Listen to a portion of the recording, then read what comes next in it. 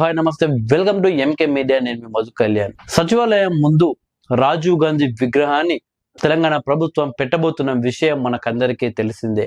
అయితే దీనిపై బీఆర్ఎస్ అలాగే కాంగ్రెస్ పార్టీ నాయకుల మధ్య ఒకరిపై ఒకరు విమర్శలు అయితే చేసుకుంటున్నారు. సచివాలయం ముందు రాజీవ్ గాంధీ విగ్రహం పెట్టి తిరుగుతామని కాంగ్రెస్ పార్టీ అంటుంటే, మేము అధికారంలోకి వచ్చిన తర్వాత సచివాలయం ముందున్న చెత్తనంతా క్లీన్ చేస్తామని కేటీఆర్ చేసిన వ్యాఖ్యలు ఇప్పుడు సోషల్ మీడియాలో వైరల్ అవుతున్నాయి. దీనిపై కాంగ్రెస్ పార్టీ కార్యకర్తలు మండిపడుతున్నారు.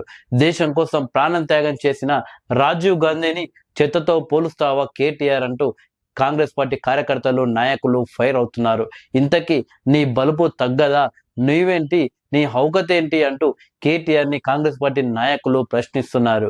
రాజీవ్ గాంధీ ఇంటర్నేషనల్ ఎయిర్పోర్ట్ పేరు కూడా మారుస్తాం, రాజీవ్ గాంధీ పేరు తీసేస్తామని కేటీఆర్ చేసిన వ్యాఖ్యలకు ఈరోజు తెలంగాణ ముఖ్యమంత్రి రేవంత్ రెడ్డి గారు స్ట్రాంగ్ కౌంటర్ ఇచ్చారు. సచివాలయం ముందు తెలంగాణ విగ్రహం పెట్టాలి అని తెలంగాణ ప్రజలంటుంటే, సచివాలయం లోపల తెలంగాణ విగ్రహం పెడితే బాగుంటుంది అని మేమనుకుంటుంటే, లేదు సచివాలయం ముందు మా నాన్న విగ్రహం పెట్టాలి అని బీఆర్ఎస్ వాళ్ళు కేటీఆర్ గారు అనుకుంటున్నారు.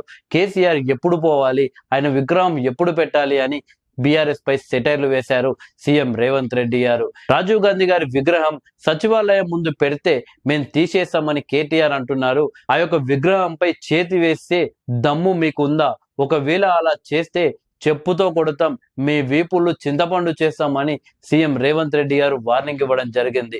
ఒక భారత రత్నను పట్టుకొని ఆ విధంగా చెత్తతో పోలవడం ఎంతవరకు కరెక్ట్ అని కాంగ్రెస్ పార్టీ నాయకులు కేటీఆర్ ని ప్రశ్నిస్తున్నారు. అలాగే రాజీవ్ గాంధీ విమానాశ్రయం పేరు కూడా మారుస్తామన్న కేటీఆర్ కి స్ట్రాంగ్ కౌంటర్ ఇచ్చారు సీఎం రేవంత్ రెడ్డి గారు.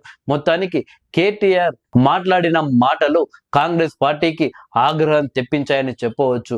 ఎందుకంటే భారతదేశానికి ప్రధానమంత్రిగా పనిచేసిన రాజీవ్ గాంధీ గారి విగ్రహం సచివాలయం ముందు పెడదామని తెలంగాణ ప్రభుత్వం అనుకుంటుంది. అక్కడ ట్యాంక్ బండ్ దగ్గర ఇందిరాగాంధీ గారి విగ్రహం కావచ్చు, అంబేద్కర్ గారి విగ్రహం కావచ్చు, పివి నరసింహారావు గారి విగ్రహం కావచ్చు, ఇలా వాళ్ళందరి విగ్రహాలు ఉన్నాయి. కానీ లేనిది ఒక రాజీవ్ గాంధీ విగ్రహమే.